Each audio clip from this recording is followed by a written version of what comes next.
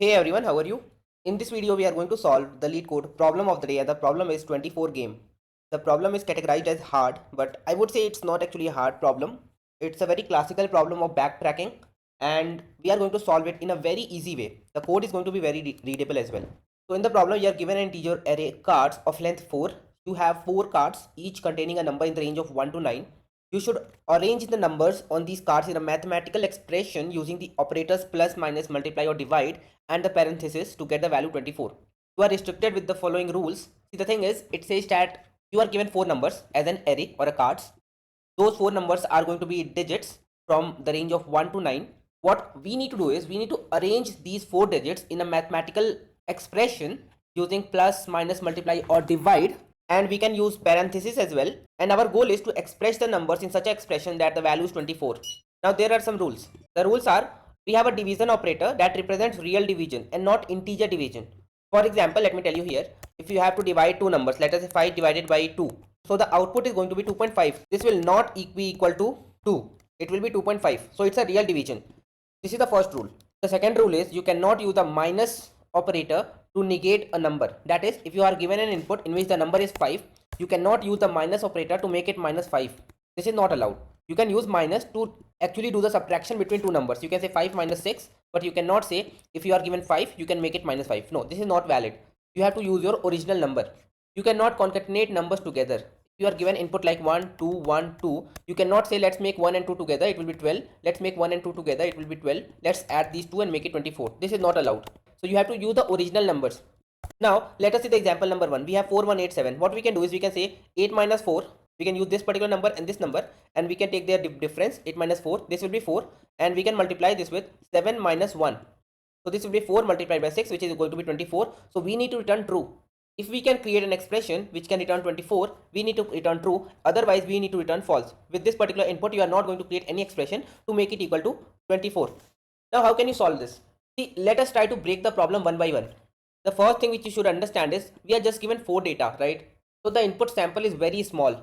We can try all the different combinations of valid mathematical expression. This is one of the valid expression, 8 minus 4 multiplied by 7 minus 1, where 8 minus 4 and 7 minus 1 are within a bracket. But there can be other valid expressions as well, right? We can say 4 plus 1 multiplied by 8 divided by 7. I mean, this is valid, right? We are just using plus, multiply, divide operator. We are using the brackets. Or I can say 4 plus 1 divided by 8 minus 7. This is also valid, right? Here I am using a bracket to make sure that if I don't use a bracket, then here we will have to do the 1 divided by 8 expression first, right? So we are using a bracket so that 8 minus 7 happens first, and then whatever is the result, we can then say 1 divided by that result, then 4 plus that result, right? So basically we have a rule in mathematics, right? First the bracket is evaluated, then we evaluate the divide and then multiply, then we do the addition, and then we do the subtraction. So that's our rule. But the thing is, we have to arrange these 4 numbers to have a mathematical expression, and we don't know which is our final expression. But since the sample size is very small, we can try with all the expressions, right? Now, the first thing which you will have to understand is how to deal with these brackets. See, the thing is, these brackets are not that important as you might think. I will tell you why. See, the thing is, if we are given 4 numbers, 4, 1, 8, 7, I want to say that I want to divide 1 with 8 minus 7, right? So I have to write it like 1 divided by 8 minus 7, right? And now this is where I have to use bracket. If I don't use a bracket, my expression will change. Here we have to divide 1 with 8 and then do the minus, right? What I can actually do is I can say if this is my input, I will take these two numbers and I will do the minus. Here we do not need to use any bracket. Just think about it. We are given 4 numbers, 4, 1, 8, 7, right? I can say 8 minus 7. This is one of the operation I want to perform. Forget about 4, forget about 1. 8 minus 7 will be 1, right? So now my numbers are 4, 1, 8 minus 7, which is 1. So I have reduced my input from 4 to 3, right? Basically, I am evaluating an expression. What I actually did is, I have 4 numbers, 4, 1, and my next number is 8 minus 7 now. I had 2 numbers, 8 and 7. I converted it into a mathematical expression. And now what I can do is, I can say, let me choose these two numbers, 1 and 1, and I can say 1 divided by 1. So this will be 4, 1 divided by 1, and this will be equal to 1, right? So I can replace this with 1. So what I actually did is, I have 4 and now I used these three numbers 1, 8 and 7 and I performed this operation. But I don't need to use bracket. If I am using any two numbers to perform any operation, be it plus, minus, multiply, any operation, basically I am just putting them into a bracket and then applying the operation. That's what I am doing, right? So I don't actually need to use the brackets. What we can actually do is we can just keep reducing the size of our input while performing a mathematical operation. It can be plus, minus, multiply or divide. These are the 4 operations we can do, but we will just choose any 2 numbers and we will perform the operation. And we need to continue working on this till we get the output as 24, or if we don't get the output as 24, what we are expecting, when we need to stop. If we have 4 and 1, we can perform 4 operations. Either we can do plus, minus, multiply or divide, right?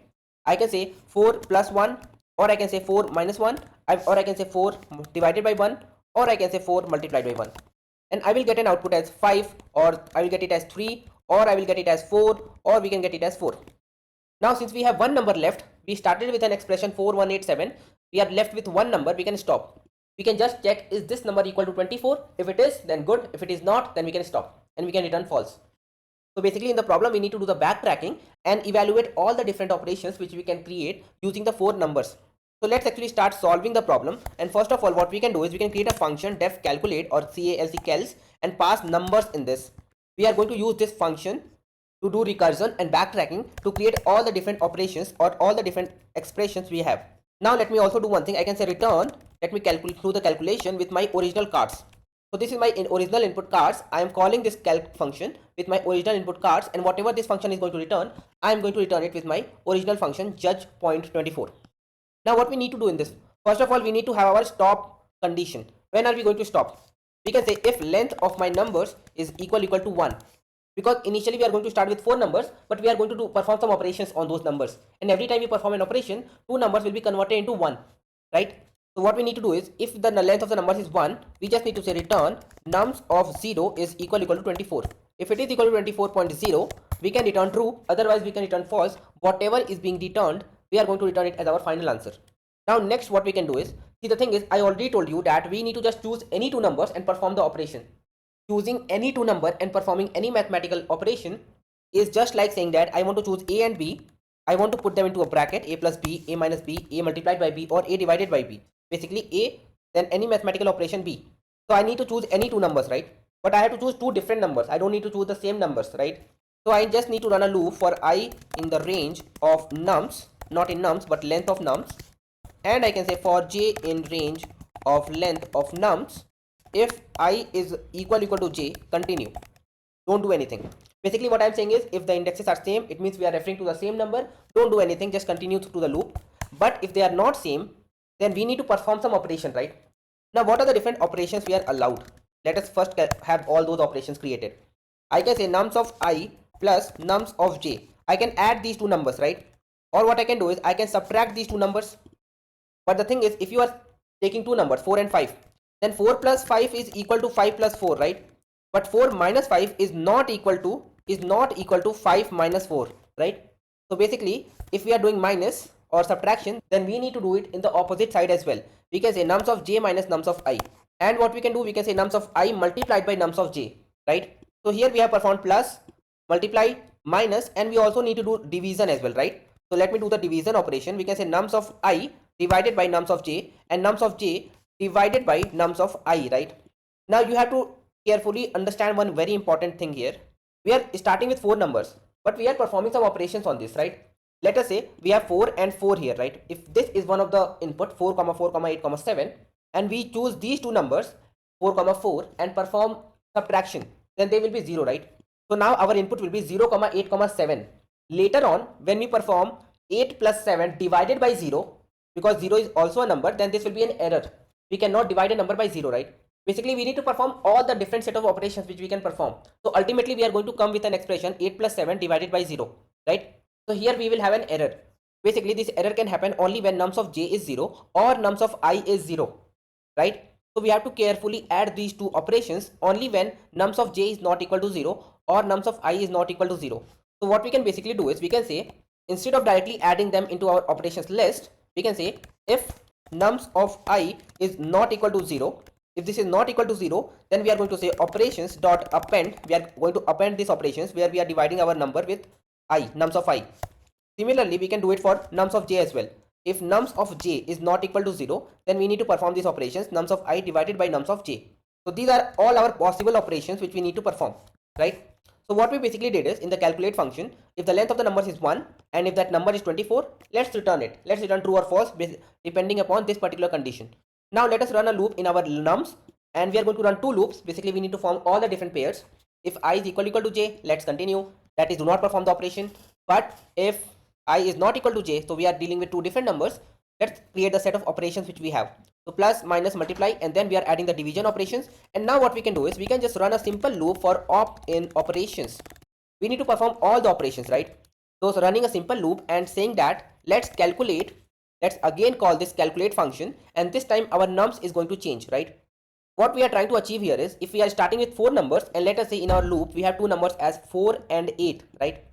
So we are going to perform all the different mathematical operations with 4 and 8, but our other numbers 1 and 7 are going to remain same. We just perform operation with 4 and 8, all the mathematical operations, but now we need to create an array of 1, 7 and the result of 4 and 8, right? So we basically need one more array, and let's actually create this array, and let's call this as next data. That is data for the next iteration or the next recursion. Now what we can do is we can just say for k in the range of length of nums. We are going to add all the numbers of our original array nums into this next data, but not these two numbers, nums of I and nums of j. Because what we are basically doing is we are saying nums of I, nums of j, let's perform all the mathematical operations, and we are going to call all the different results with separately. What other numbers should be there in our array? So we can say for k in range of length of nums, if k is not equal to I or k is not equal to j, we can say next data dot append nums of k. What we are basically trying to achieve here is, if we have four numbers 4, 1, 8 and 7, and let us say our current numbers are 4 and 8 in the loop, so we are going to retain the value of 1 and 7, and basically we are going to perform all the mathematical operations with 4 and 8. We are going to say 4 plus 8, this will be 12, then we have 1 7 4 minus 8, which is minus 4, then we are going to have 1 7 and 8 minus 4, which is going to be 4. Similarly, we are going to perform all the mathematical operation between 4 and 8, and we are going to call this along with 1 7 and that result separately in the calculate function. This is how we are going to create all the different mathematical operations which is possible. So that's what we are trying to achieve here. We are trying to create our next set of data for the calculate function, and now what we can do is we can say next data plus the result of these operations. So what I'm doing is I'm just running a loop in the operations, the different operations I have performed between the two numbers, plus, minus, multiply and divide if possible, and now I can say whatever is my next data, add this result into the next data. What this will do is this will create a new array of my current data, let us say 1 7, and the operation which we performed between 8 and 4. So we are going to call it one by one separately in the calculate function, and if this calculate function return true, we are going to return true. We don't need to process further, right? That is, anytime this particular value becomes 24, we are good, right? We can return true. This will only become 24 when we are at the last number and it is actually 24, right? This is where we are returning true. So if this calculate function is returning true, we are going to return true. If we are not able to return true after performing all the mathematical operations, we need to return false.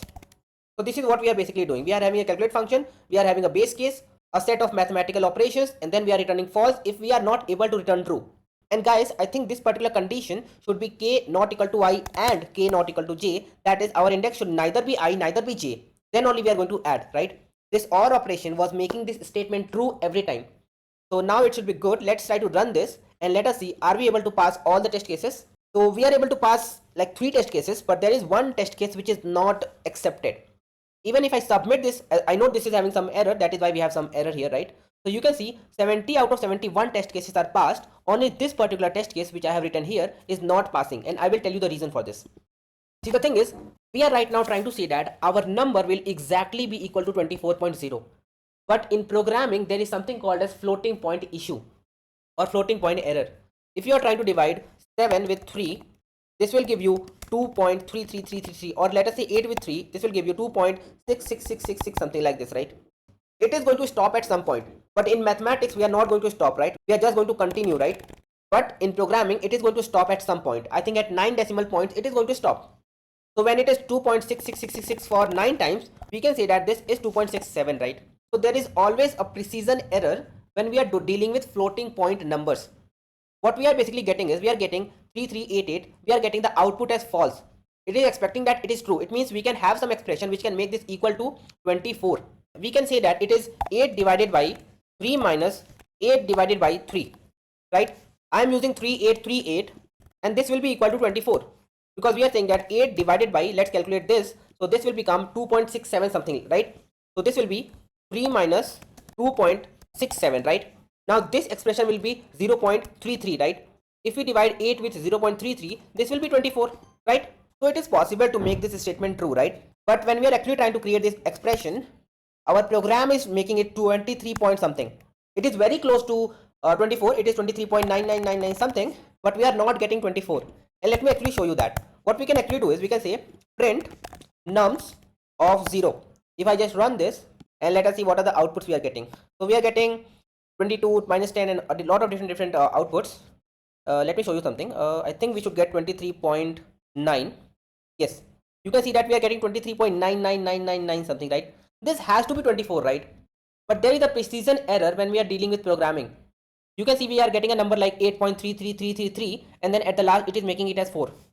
So you cannot completely rely on floating point numbers when dealing in programs, especially if you want to rely on an exact floating point numbers. So this is not reliable at all. What we can do is we can say let's have a margin of error. How much error is accepted? So let us say an error of, let us say 0.0000001 is accepted, or better, how can you write this is you can say 1e minus 9. So this is equal to 0.8 times 0 and then 1. So we are saying that an error up to this is accepted, and the only change which we need to do is we can say instead of directly checking nums of 0 is equal to 24, let us say if the difference between nums of 0 and 24 is within the accepted range. So we can say whatever is the absolute difference between these two numbers, if that is less than equal to accept, we are still going to return true. Let's run this and let us see if this is able to solve our problem. Yes, you can see this test case is passed now. I can submit this and this is going to pass all the test cases. You can see that we are able to solve all the test cases and the runtime is fine. The memory used is fine as well. It's not so great, but still the solution is very good. You can see the solution is very clean. We are having an acceptance range. Then we are checking that if the length of our numbers is 1, let's see the acceptance criteria. If the length is not nums, we are running a loop in our array to create all the different pairs, and then we are performing all the mathematical operations, and before this we are creating our next set of data. We are performing all the different mathematical operations in this particular loop for op in operations, and if the calculate function, and again calling our calculate function with the new set of data. I will tag this solution in the pinned comment of this particular video, so you can see the solution directly in the pinned comments. The solution is very clean, guys. So once you understand this, you will not find this problem hard. So I think that's it for this video. We have solved this particular problem and it is a very good problem to solve, to understand about recursion and backtracking. To be honest, this is a hard problem, but once you understand the solution, the next time you will not find it hard. So make sure that you understand the solution and the process of reaching to the solution as well. So that's it for this video, guys. I think we are good for this video. I will see you guys in the next video. If this video helps you in any way, then make sure that you are hitting that like button. And if you have not subscribed to my channel as of now, then make sure that you subscribe to the channel as well. And I will see you guys in the next video. I want to see you guys in the next video. Thank you for watching this one.